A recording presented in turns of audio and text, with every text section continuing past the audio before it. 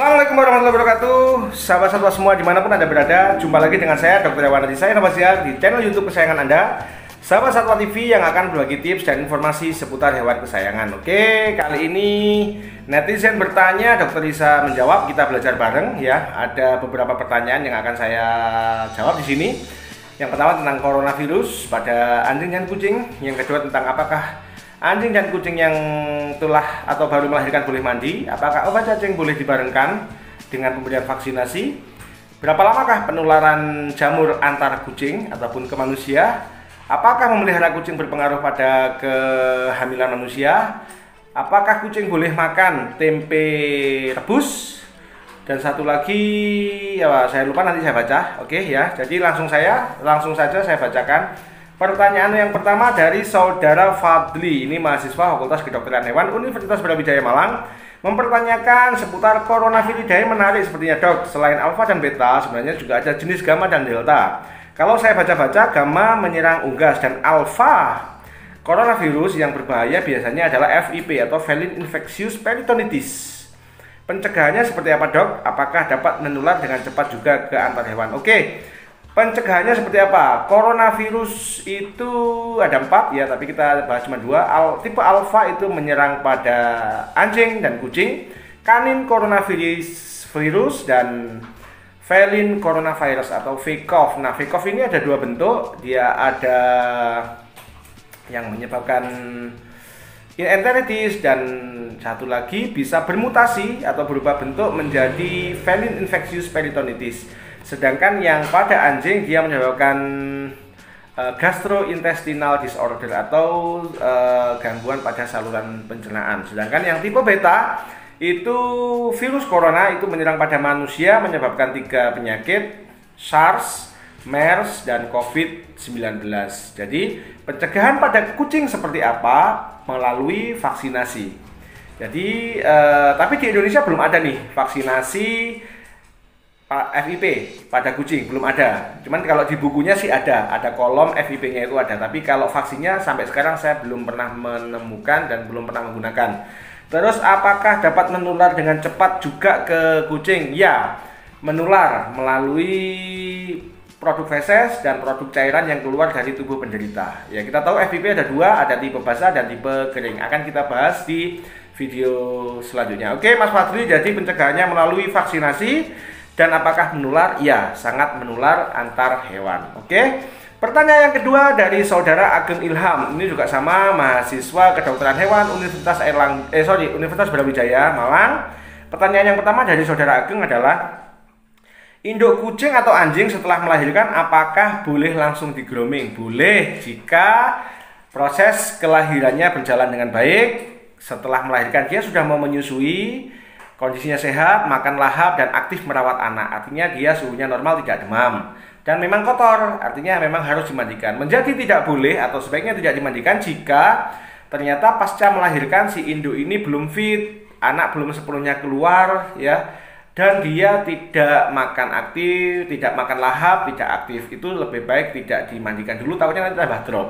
Jadi, apakah induk anjing dan kucing setelah melahirkan boleh dimandikan? Boleh jika sehat, dan sebaiknya tidak dimandikan jika dia tidak sehat.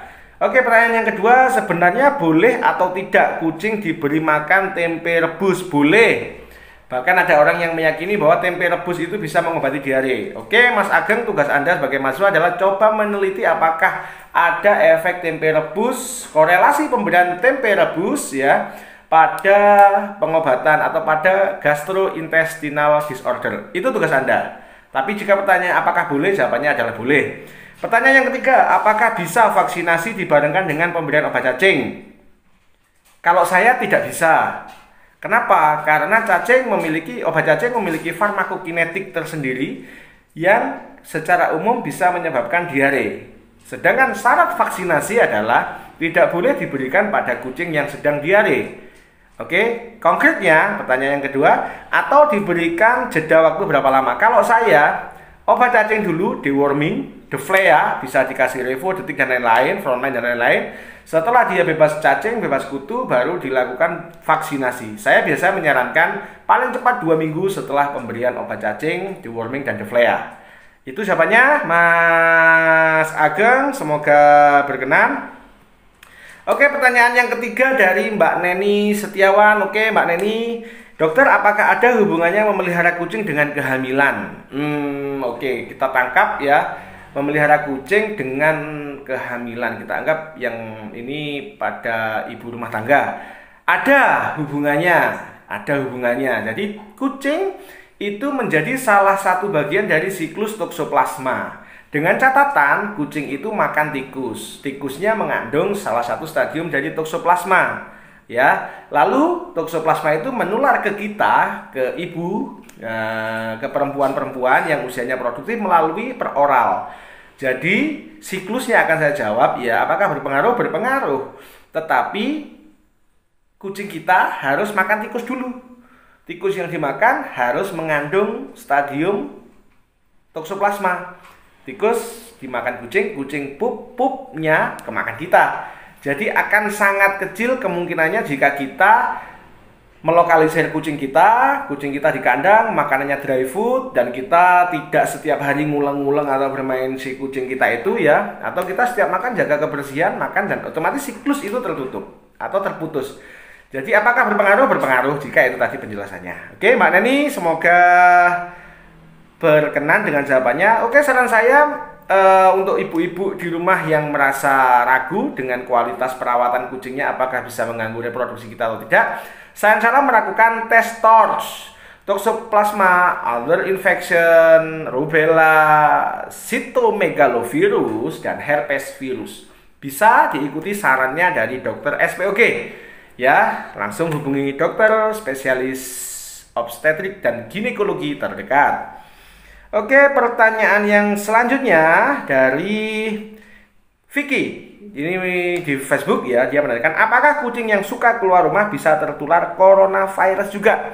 Bisa tertular coronavirus, tapi coronavirus tipe alpha, bukan coronavirus tipe betanya manusia. Tadi sudah dijelaskan, tipe alpha itu menyerang anjing dan kucing, menyebabkan gastrointestinal disorder, dan pada kucing bisa bermutasi berubah bentuk menjadi tipe FIP, bisa menyebabkan FIP, Feline Infectious Peritonitis Virus. Oke, Vicky, itu jawabannya. Dari Facebook juga Mbak Kiki Aunevlog. Ya, pertanyaannya, seberapa cepat penularan cacing dan jamur pada kucing? Cacing dan jamur pada kucing, berapa cepat? Rata-rata masa inkubasi setelah masuk itu 7, 14 sampai 21 hari. Ya. Kita tahu jamur pada kucing itu menyebabkan penyakit yang namanya dermatofitosis atau infeksi kulit yang disebabkan oleh jamur. Dua jamur yang paling sering menyerang manusia adalah Trichopiton mentagropipes dan satunya Microsporum canis atau Microsporum speciosa. Dan dua jamur ini sifatnya adalah zoonosis, artinya menular dari kucing ke manusia, dari anjing ke manusia, dan dari manusia ke kucing dan anjing. Zoonosis. Ya, berapa cepat? Rata-rata 7, 14 sampai 21 hari. Oke, itu tadi pertanyaan dari beberapa klien. Kita cek lagi apakah ada yang tertinggal. Ada pertanyaan di Instagram saya dari Ika Yanuar L9. Bagaimana jika mata kucing mengeluarkan air, dokter? Apakah itu aman? Padahal kucingnya udah vaksin. Terima kasih. Tidak ada korelasi antara vaksin dengan mata berair. Mata berair pada kucing itu normal karena memang mata membutuhkan air mata supaya tidak kering. Tetapi seberapa parahkah keluarnya air mata? Apakah memang itu patogen atau karena dia cacingan atau memang dia sakit? Sebaiknya dikontrolkan dulu ke dokter hewan, Mbak Ika Yanuar. Ya, oke. Kita lanjut ke pertanyaan terakhir dari Mbak Meme. Ini mahasiswa kedokteran hewan Fakultas Kedokteran Hewan Universitas Airlangga Banyuwangi. Oke, beliau mengirimkan videonya. Anjing saudara saya itu kejang-kejang, dok. Setelah saya tanya ada gejala lain atau tidak, ternyata tidak ada gejala lain, dok. Kemarin dia bisa kejang sehari 5 kali. Hari ini dia sudah 3 kali kejang, dok. Anjingnya tidak pernah vaksin, tapi dia sudah tua. Katanya sekitar umur 8 tahunan. Oke, Mbak Meme di Blitar ya. Kejang, seizures, kejang itu umum ya, bisa banyak faktor. Tapi kejang yang kejadiannya berulang ini termasuk yang namanya epilepsi. Lalu epilepsi itu apa? Epilepsi adalah banyak definisi tentang epilepsi, tapi poinnya epilepsi adalah kejang yang berulang, baik itu terprovokasi atau tanpa provokasi, ya, yang disebabkan oleh gangguan pada otak. Jadi murni epilepsi, kejang epilepsi itu sumber permasalahannya ada di otak. Komunikasi otak terlalu berlebihan, baik itu ada faktor yang memprovokasi dia atau tidak ada. Nah, penyebabnya banyak. Bisa malformasi atau trauma bentuk dak habis tabrakan bisa, atau tumor otak bisa. Bisa juga faktor usia bisa. Bisa juga gangguan liver, gangguan ginjal, dan gangguan kronis yang lainnya yang menyebabkan fungsi otak itu terganggu. Oke, Mbak Meme, untuk solusinya segera bawa ke dokter. Biasanya dokter akan memberikan obat anti kejang atau obat penenang. Tetapi kucing dan anjing epilepsi sifatnya akan kambuh terus dan dia akan ketergantungan obat. Terima kasih netizen semua, itu tadi sudah saya jawab pertanyaan-pertanyaan. Dari netizen bertanya, Dokter Hewan bisa menjawab Facebook, Instagram, dan WhatsApp. Terima kasih sudah menyimak. Jangan lupa like, subscribe, dan komen serta share video ini jika Anda merasa di sini ada manfaat. Dan saya terima kasih sebesar-besarnya buat yang sudah menonton video ini sampai habis. Jangan lupa tetap support video dan channel YouTube Sahabat TV untuk tetap berbagi tips dan informasi seputar hewan kesayangan. Sekian video dari saya ucapkan terima kasih. Wassalamualaikum warahmatullahi wabarakatuh. Lawan Corona. Merdeka.